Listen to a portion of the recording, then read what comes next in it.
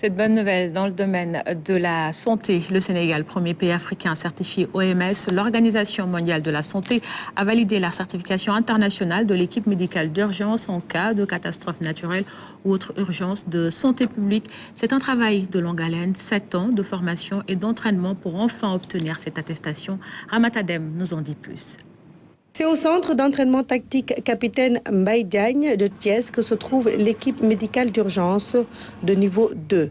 20 conteneurs de matériel déployés en 48 heures grâce à l'expertise des membres de l'équipe du lieutenant-colonel Moustapha Mbow. Donc, ce sont des tentes qui sont installées.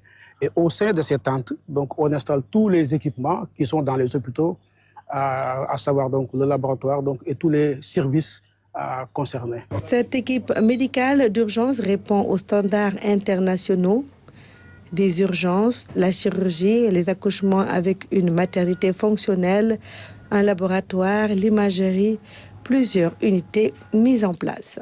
En tout cas, tout le matériel nécessaire à table, une table opératoire, les dispositifs d'anesthésie de réanimation, de stérilisation, en tout cas tout ce qui est basique est disponible au niveau de l'IMT2. On a vraiment les capacités nécessaires, aussi bien sur le plan dispositif que sur le plan consommable, de prendre en charge 7 cas chirurgicaux majeurs et 15 cas chirurgicaux mineurs chaque jour.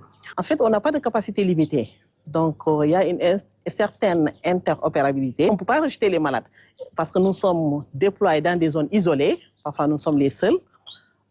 Donc, on est obligé de prendre en charge tout venant. On peut faire facilement 10 accouchements par jour. Un dispositif particulier qui montre l'aspect humanitaire de cet hôpital. Quand l'équipe est certifiée, elle peut aller soutenir d'autres populations, d'autres pays. Et donc, c'est un instrument de diplomatie sanitaire qui va être très important dans le concert des nations. Si on est parvenu à ce résultat, c'est parce qu'on a des hommes, des femmes et des hommes très engagés. Un travail de longue haleine, 7 ans de formation, d'entraînement, d'échange avec les mentors de l'OMS pour hisser encore une fois le Sénégal toujours plus haut parmi les nations les plus engagées dans la voie pour la paix et la solidarité. En décembre dernier, il y a une catastrophe qui a éclaté en République de Guinée et l'équipe a été déployée en moins de 12 heures. En 2021, avec l'appui de l'Organisation mondiale de la santé, on a déployé l'équipe en Sierra Leone en 24 heures, 24 à 48 heures.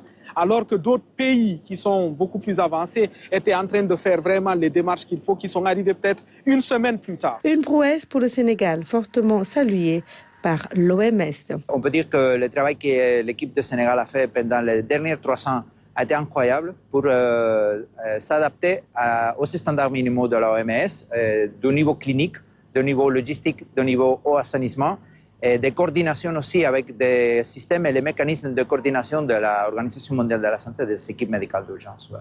Ils sont prêts à intervenir sur des problèmes de maladies infectieuses, de maladies épidémiologiques. Ils sont prêts à intervenir sur du NRBC.